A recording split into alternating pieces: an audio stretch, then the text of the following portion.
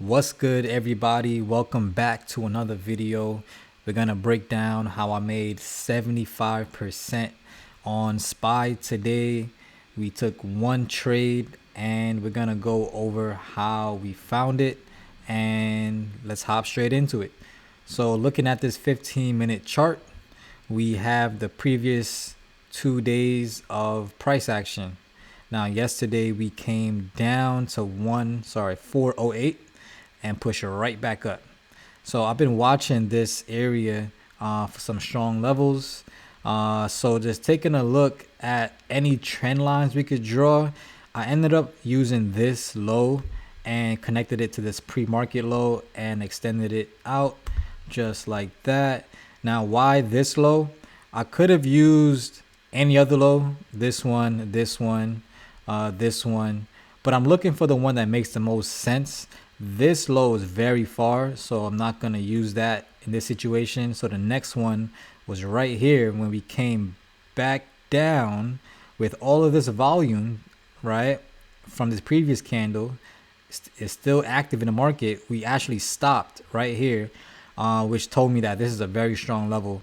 So started with that one and just looked around for what made sense, and I ended up drawing it right there. So market open, we're gonna zoom in to the 5 minute to get a better look at what I was seeing.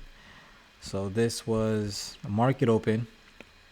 All right, this is the same line that I drew, and we're gonna zoom in a little bit more, and we can see that within the first few minutes, first half hour, we pretty much just dumped straight down.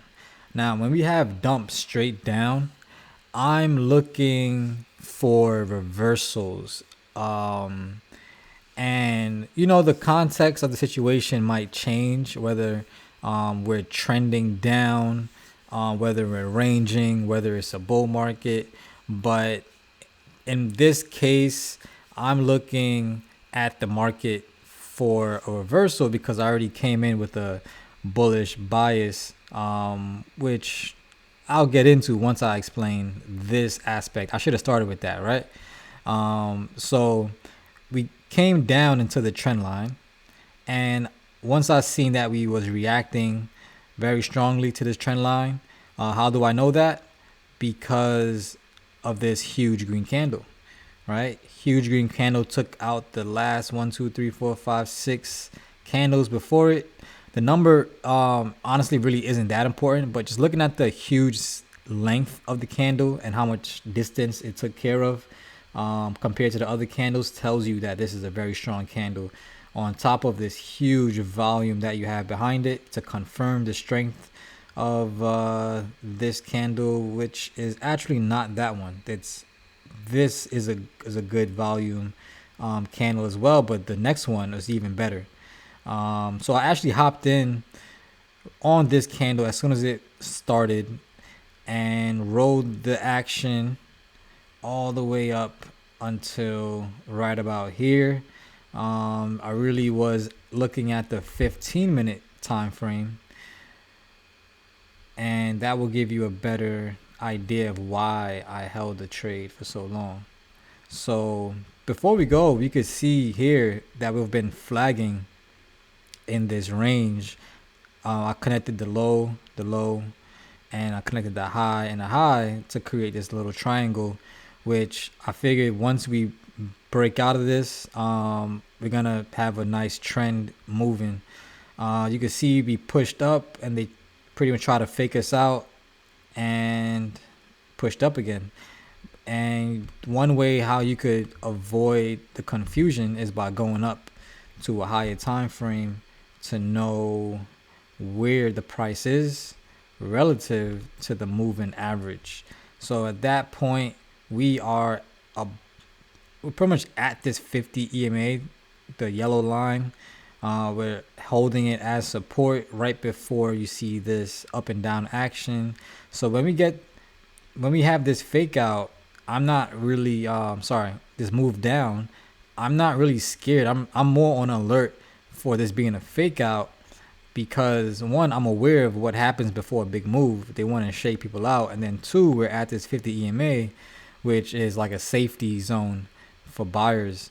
And once we held it as support again, then it gave me more conviction to continue holding, right? So that was the technical side. On the option side, when I entered, it was for the next day expiration, and the calls were 47 cents. By the time I sold it, it was 81 cents, 76% gain. And I can't be mad at that. Can't be mad at that for one trade. If you could get that every day, that would be beautiful.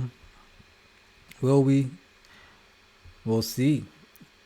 Definitely, it won't be one trade, and it probably won't be 76% every single day.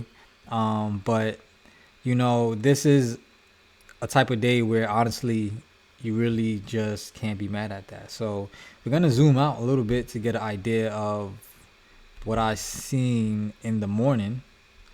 All right, so let's take a look at the weekly first. And you already have this push up and bull flag, and then the breakout from the flag. So we're coming back down, and usually I look for this 50 EMA, which we kind of use it as a bounce, but the market pushed straight through it. And the thing is, I don't mind taking puts if it's coming straight down. But before we do, I understand that the strength of this 50 EMA, that usually we would like to hold it as resistance, right? Using these candles before we make our way down. So this candle, you could say it kind of did use it as resistance, but I like to see multiple candles form to come back and hold it as resistance rather than just one candle breaking it and holding it as resistance in one. So yeah, this is the SPY on the weekly, and we have this previous low. So as long as we are above this previous low, I'm not really too worried about us crashing the market. So if you take a look at these previous lows, these are weekly levels, so these are very strong. The daily candles like this one, you'll see things could get very confusing in this area because there's so many different levels, but on a weekly that this is the main level, right? So we could go down. Well, before we go down, we gotta notice that we're under this 9 EMA, right? We had a nice trending move down, very huge, I wouldn't say an overextension, because we did have one pullback. But once you get to this, I say like this part of the wave where you got two big red days down, and you just never came back to touch that 9 EMA. I'm expecting the price to come back, to pull back and touch this 9 EMA at least, even if we do continue going down.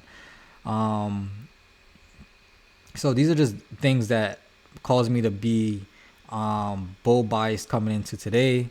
If we look at some levels, we could see that we held this support area at 409. So you can say, okay, that's a double bottom. And yeah, taking a look at this volume, you got some high volume in these last two candles, right? And it's higher than the red candle before it. So that was just sneaky little clues telling you like, hey, we're probably seeing some reversal action in this area, because why are we increasing in volume as we're pushing down? I would expect this first candle to be a higher volume candle than the second two, because when you're shorting, most of the orders are at the top and then we taper off as we go down. But in this case, we started off with the high volume candle, and then we got even higher and higher, but it's going right into this reversal area, right? That's 409 support, which when we look for reversal, we actually look for high volume to come in, because that's a sign of buyers stepping into the market after the sellers has already taken it down, right? So the volume usually increases because both buyers and sellers are interacting, rather than just one by themselves, most of the time. So that is a bigger picture view from the daily, and then a bigger picture view from the 4-hour gives us about the same information, except for using the 50 EMA as the target for where the price is likely to travel to. You got the 1-hour, and here we could see higher lows. So this is a low and this is a higher low, right? The whole time we've been coming down is lower lows the entire time, and this was the first time we got a higher low. It somewhat confirmed it by breaking these highs here, but you still have this major high on the 1-hour that wasn't confirmed, but I assumed, actually I didn't assume, because there was so much more confluences that told me that it could bounce in this area, such as you have this 50 EMA that we came down to hold as support. That's something that you could use if you didn't see any other levels, like a trend line or a horizontal line like this previous resistance that we're holding as support. So this was a very high probability trade because of how many different factors that lined up at the same time. So that's a wrap for the video. Before you leave, I gotta let you know about the workshop that we have on Saturday. We're going to be talking about how to chart and how to analyze the market so that you get the best levels to trade, just like we got with the SPY. Just knowing what are the levels you need to be watching so you have more confidence when you're trading. Now, also, if you want to join our Discord community and get these trades in real time and ask me questions, then hit the link in the bio. It's all there. And if you have any questions, reach out to me on Instagram at Trading with Cam, and I'll see you guys in the next video. Peace.